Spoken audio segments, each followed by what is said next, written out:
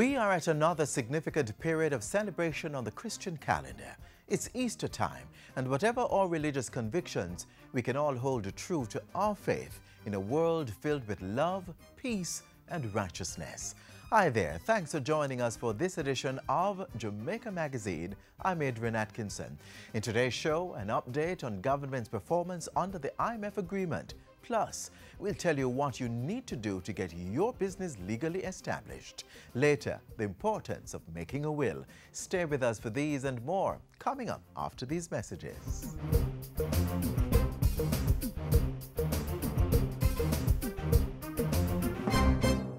Don't make diseases spread. Wash your hands with soap and water instead.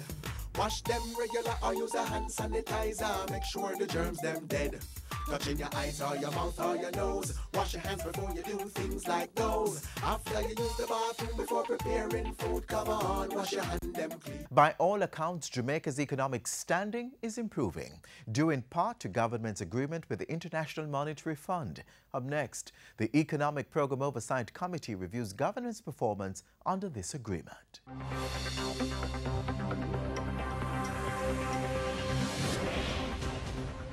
The Economic Program Oversight Committee, EPOC, under the co-chairmanship of Richard Biles and Bank of Jamaica Governor Brian Winter, has been keenly monitoring Jamaica's progress under the Extended Fund Facility with the International Monetary Fund, IMF.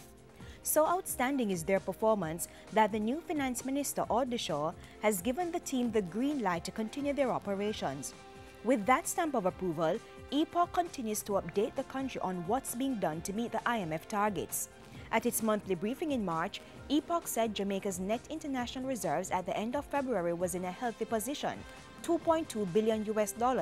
That's $600 million ahead of target. Tax revenues at the end of January was also ahead of target by $3.8 billion. It was budgeted at $319.6 billion, but $323.4 billion was collected. The best performers: tax on interest, company, special consumption, and general consumption taxes. However, customs duty, tax on dividends, and telephone tax did not live up to expectations. Even though tax revenue did well overall, as at February, what we see is that the total revenues are short $1 billion. And that's not because of taxes. Taxes are actually doing quite well. But the grants lag by $3.2 billion, and the bauxite levy lags by $2 billion. This has contributed to the primary balance, the difference between tax revenues and expenditure, excluding debt payments, recording a shortfall of $1.6 billion. Nonetheless, EPOC is optimistic that the country will meet the primary balance target. Especially since the Minister of Finance has given us the assurance that in February they pull back on the expenditure. So I expect that the small 1.6 difference between the primary balance, actual and budget, will not be a problem for us. Expenditure as at January was $1.6 billion more than budgeted. Largely contributed by the overspend on wages, which arises from the negotiations that were concluded a couple of months ago, but also on programs, which is everything else that government spends money on. They're over by $2.3 billion. Since expenditure was curtailed in February, when the figures are released, they should be more in line with the budgeted amount. EPOC also shared other pieces of good news for Jamaica's economy. The country's trade deficit decreased by 12.2% for the January to November 2015 period. Largely, the trade gap is being closed by the price of oil and the importation of food being less than before. Between January and November 2015, total remittance inflows to Jamaica also increased by 3.2% over the same period in 2014. The government of Jamaica remains committed to meeting its obligations with the IMF. To ensure that we continue on the path in terms of the IMF program that we're under. There are goals that we have to meet, there are targets, and our plan is to meet each and every one of those. But alongside that, as we've always said, we have to have a robust growth agenda in Jamaica. The efforts of this administration to spur growth, I think, is welcomed, and we certainly hope that it bears a fruit that I think every Jamaican wants to see it do.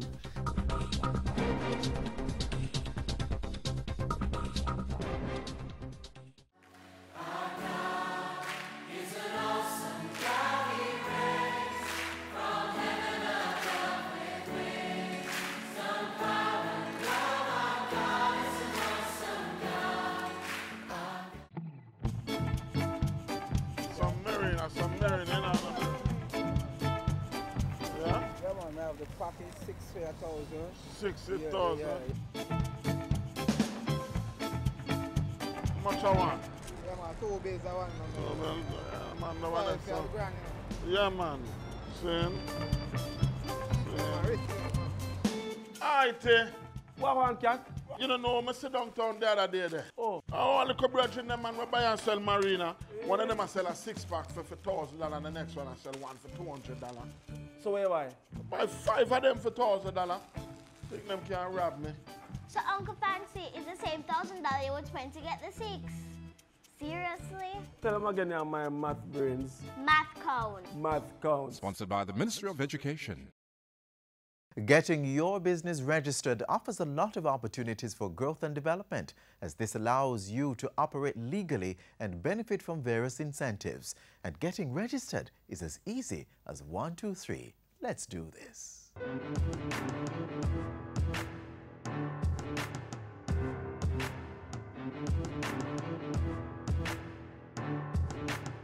Have you realized that more and more Jamaicans are becoming their own bosses? Think about it. Varying types of companies or businesses are being opened all over the island. But before they could start their operations, they first had to be registered with the Companies Office of Jamaica, COJ. The process to register a business and a company are not the same. In fact, many believe that a company is the same as a business, but they really aren't. A company is a non-profit or profit-generating commercial enterprise registered or incorporated under the Companies Act, while a business is a sole trader or partnership registered under the Business Names Act. So with that said, we will be differentiating the registration process for each of these two groups for you. Let's begin with how to register a business. For new applicants, you will need to complete and submit the Business Registration Form BRF1, also known as the Super Form. You will also need a document verifying the owner or owner's current place of address, such as a driver's license or utility bill. The business owner or owners must present their tax registration number or TRN, an original valid government identification card, and a work permit or exemption letter where applicable.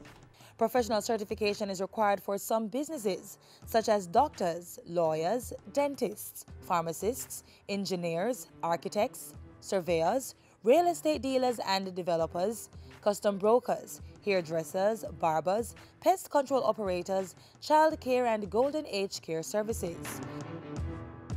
Now, the last thing left to do is to pay the necessary registration fees. The registration fee of a sole trader is $2,500. To register a partnership of 2 to 5 persons is also $2,500. The registration fee of a partnership of 6 to 20 persons is $5,000. And the registration of a partnership and a trade name as it relates to a corporation is $3,000 each. After you've submitted all the relevant documents and made the requisite payments, the documents will be verified by the COJ.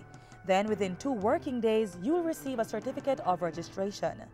This certificate is valid for 3 years, and the TRN and NIS number of your business will be displayed at the base. Certification ensures that you are registered with the National Housing Trust and Heart Trust NTA. Now, let's move on to how to register your company. There are some company owners who, before registering their non-profit or profit-generating company, reserved their company name. The COJ has made it possible for these persons who may not be able to afford the fees associated with the registration of their company, or who are in the process of accumulating the relevant documents, to first reserve a name for their company up to 90 days before it's registered. This is a very beneficial opportunity because if you do this, you will 1. Establish that the proposed name is appropriate and available for use. 2. Protect the name from use by others during the 90 days reservation period. And 3. Allow your company assured use of the name for pre-incorporation contracts. So, if you decide to reserve the name of your company and reap the benefits, you will need to do 2 things. Complete and submit the company's name search and name reservation form, Form 6. And when that's done, you'll be required to pay a fee of $500 for the name search and $3,000 for the name reservation. At the end of the process, you will receive a letter advising you of the reservation of your company name. But if you choose to go right ahead and register your company, there are a few things to do. First on the list, complete the Articles of Incorporation form. If you are registering a profit-making company, you will complete Form 1A. But if you are registering a non-profit company such as a church, charity, service club, or NGO, you will be required to complete Form 1B. When completing the forms, you should ensure they contain details such as the name of the company with the word limited added at the end, the core business of the company, the classes of shares and the maximum number of shares that the company is authorized to issue, for example, 1,000 ordinary shares. Restrictions on share transfers, minimum and or maximum number of directors, names and particulars of the proposed directors and the company secretary, names of proposed shareholders, as well as any restrictions on the business that the company may carry on. For example, the company may not support any political party. All articles will attract a stamp duty fee. Stamping is done at the COJ. The second thing to do to register your company is to complete the Business Registration Form, BRF1, also known as the Super Form. On this form, you will be filling in the required information needed on the principal director, all other directors, the company secretary, registered office, and the projected start date. These details are now mandatory for the registering of a company. The super forms should be signed by all the directors of the company, as well as the person declaring the accuracy of the information submitted on the form. This person must present an original valid government-issued identification or a certified copy of a government-issued identification card on location. The final thing to do is to pay transaction fees. The cost for registration is $24,000 and there's a minimum of $500 for stamp duty. After you've gone through all the steps and made the requisite payments, COJ will verify the documents and then you'll receive a certificate of incorporation within 5 working days. With the certificate of incorporation, you will also receive the company's TRN and NIS number. The certification ensures that you are registered with the National Housing Trust and Hard Trust NTA. You also get a tax compliance certificate, TCC, which is valid for 90 days. If the time period to get your certificate is too long and you want to register at the soonest possible time, then you can make use of the expedition services offered by the COJ. There's the same-day service which can be accessed at a cost of $6,000 for companies and $3,000 for businesses. Then there's the next-day express service which can be accessed at a cost of $3,000 for companies and $1,500 for businesses. The cutoff time for the same-day express service is 9:30 a.m. and 1 p.m. for the next-day express service. And that's it. If you have any questions, feel free to contact the company's Office of Jamaica for more information by calling 908-4419 or visiting their office at 1 Grenada Way, Kingston 5. Remember, you can access all forms and samples on the COJ's website at orcjamaica.com. Congratulations to you and all the best with your business or company.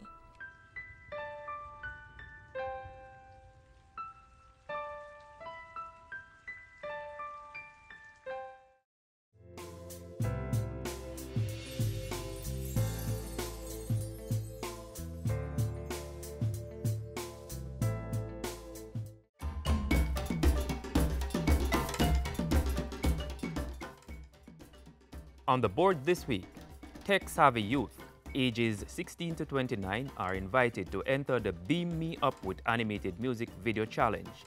First prize, $2,000. Second prize, $1,550. Third prize, $1,250. Go to caribbank.org/programs/vibesing, facebook.com/cdbvibesing, or youthjamaica.com for the registration form and further information. You may also contact Takesha Sten-Barnes, Director Youth Programs at 978-7654, or Angela Paris, Manager Information Services Unit at the Caribbean Development Bank. The deadline for submission of registration forms is April 11, while the deadline for submission of animated music videos is midnight on April 24. The Vibesing Jamaica 2016 Youth Forum will be held April 13 to 15 at the Jamaica Pegasus Hotel under the theme Beam Me Up with ICT. Come learn how to take your ideas from mind to market. Create a real plan for real business. Register to attend by visiting youthjamaica.com. Call 978-7881 for more details. The Ministry of Health is reminding citizens to search in and around their home and general environment for mosquito breeding sites weekly and destroy them. Organize cleanup campaigns and use mosquito repellents, mosquito nets, and proper clothing to protect against mosquito bites. For further information, contact 1-888-1-LOVE. That's 1-888-663-5683 or 663-7914.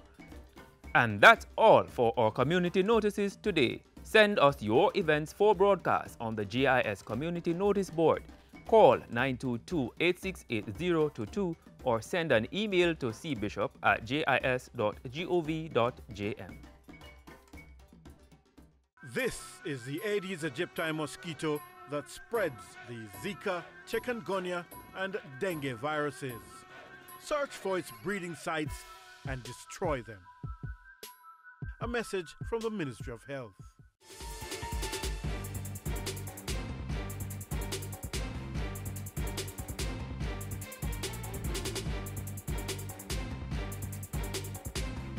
Mosquitoes are undoubtedly annoying, with their irritating sound and stinging bites. But there are more compelling reasons we'd rather not have them around. Several species are carriers of diseases and a threat to human health. Of most significance to Jamaica is the Aedes aegypti mosquito, known to transmit dengue fever, chikungunya, yellow fever, and the Zika virus. Only female mosquitoes bite, doing so to get the blood they need for egg production. And therefore, only female mosquitoes transmit these viruses. The Aedes aegypti mosquito is what we call a timid feeder. So she's easily disturbed when feeding. It means that in one night, she may feed on several persons before she takes her complete blood meal. Each time she feeds, she secretes that substance. And in the secretion of the substance, the pathogen is passed on. So in one night, one female Aedes aegypti mosquito is able to infect more than one person. The female Aedes aegypti mosquito is a prolific breeder. One female Aedes aegypti mosquito is able to lay up to 200 eggs each time she lays her eggs. So one mosquito can populate an entire area. The lifespan of the mosquito is around 3 weeks, and the entire cycle from egg to adult can occur in as little as 7 to 8 days. Female mosquitoes are ready to mate within a few hours after reaching their adult stage, and males are usually ready within 24 hours. This mosquito prefers cleaner waters for the female mosquitoes. She will lay her eggs in water, and for the Aedes, it will be water which is in and around the household. So while there are a number of things we can and should do to prevent being bitten, the most effective way to prevent the spread of diseases by these mosquitoes is to prevent their breeding.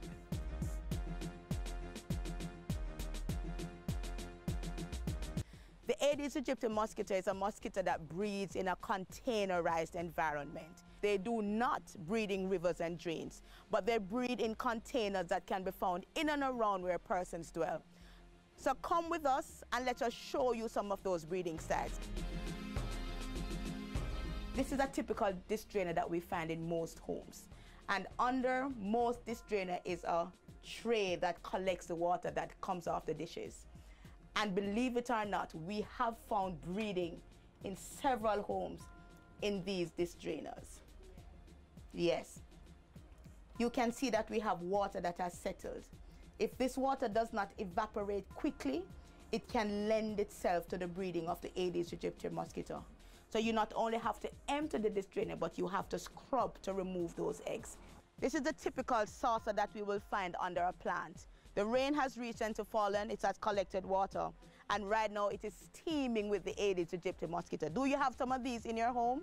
Aedes aegypti prefers water that is a little bit on the cleaner side, and it's found in a shaded environment. So what should we do with something like this? It's quite simple. You need to throw away the water.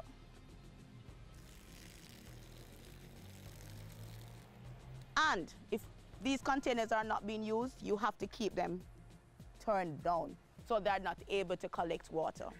If you have them under your plants, we ask that you bore holes in them so that it will not collect water. Do you have these in your homes? We find these in a lot of hotels and business places. And we ask those persons, check these bird baths or any ornamental things like these you have in your garden to ensure that they are not breeding the Aedes aegypti mosquito. There are things like this thrown down in person's backyard.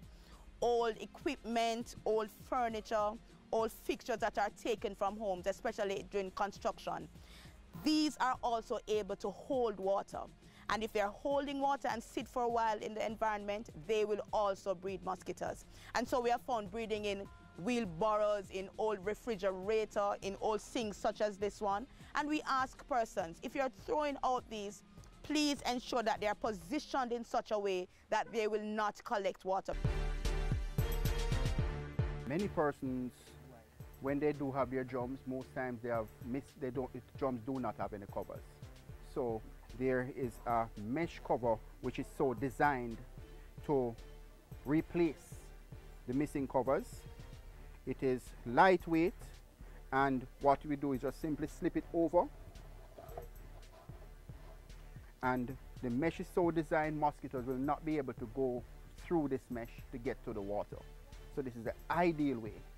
One of the benefits also of this mesh is that even when rain does fall, water will go right through it. This is a typical example where this we have is a plastic drum, and we have a metal cover here which is not designed for this. Whilst in some practice the intent is good, there may be occasions in which it does not fit or sit properly, and as a result you still have openings where mosquitoes can go right through and breed. The mosquito is breeding right there in some very small places right around where you live. What is the habit we want you to develop? Once every week, search for and destroy the breeding sites of the Aedes aegypti mosquito.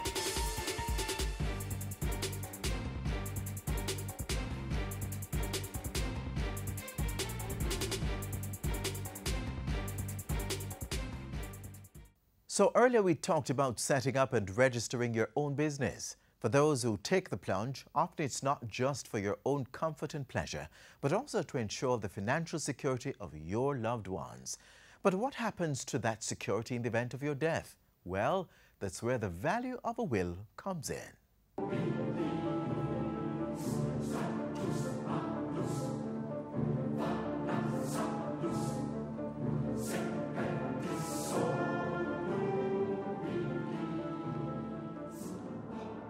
I'm Ian Wilkinson, attorney at law. Thank you for coming in to see me.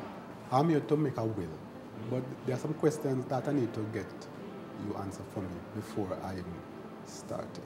I am glad that you have finally decided to make your will. It is a very important step in your life. As is recommended before his visit, Mr. Rodney had prepared an inventory of his assets and decided how to share them among those he had chosen to benefit from his estate. To ensure the validity of his will, however, Mr. Rodney has to fulfill certain requirements by law. He has to be of sound mind and older than 18. Are you over 18? Well, yes. Well, you look it, but I just wanted to make sure. And secondly, your will has to be in writing. All right? So a word of mouth will is not going to work. It has to be in writing. And that is one of the things we are going to do today, put it in writing for you. And thirdly, you have to sign it before your will can be valid. After all, it's yours. Additionally, the will has to be signed by 2 witnesses at the same time. The legal will is ambulatory. It walks with you from the time it is made until you die. In other words, even though William Rodney makes his will today, it will take effect only upon his death. Indeed, Mr. Rodney is doing a wise thing by making a will. He's actually preventing his property from going on intestacy. Intestacy is really the act of dying without making a will. Now, when you die without making a will, it can cause a number of problems. And one of the main problems is that there is nobody immediately in control of your estate.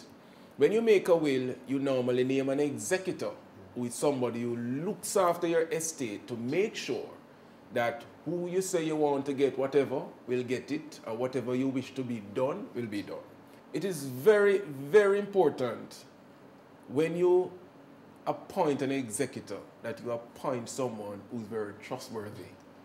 It is crucial because that person is going to be handling your estate, your property, your money, bank accounts, all of that. Very important. You wanted to ask a question about the executor?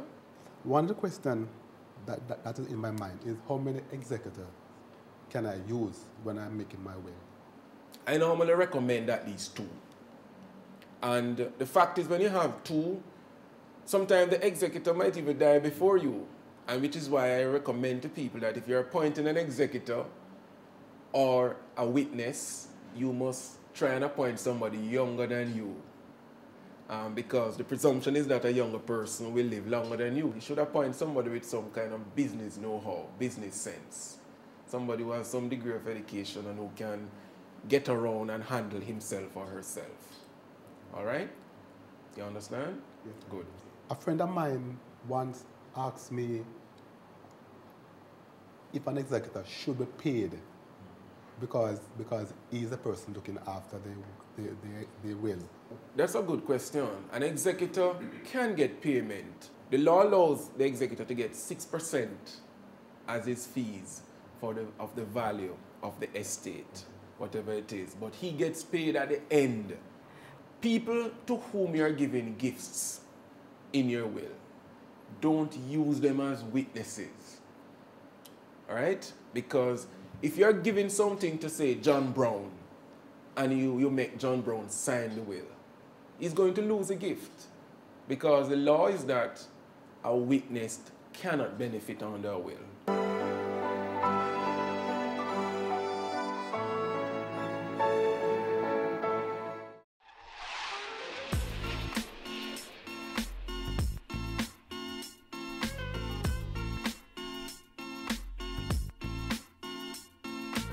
And that brings us to the end of today's edition of Jamaica Magazine.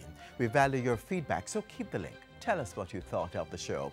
Send an email to jamaicamagazine@jis.gov.jm or hit us up on Twitter @JISNews. Also, click on our website, jis.gov.jm, for more programs, and our YouTube channel, Watch JIS.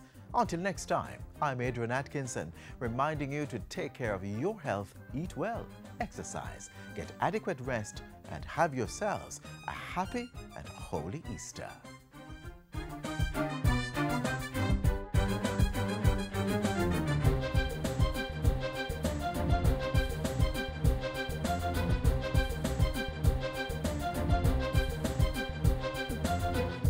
This has been a production of the Jamaica Information Service, the voice of Jamaica.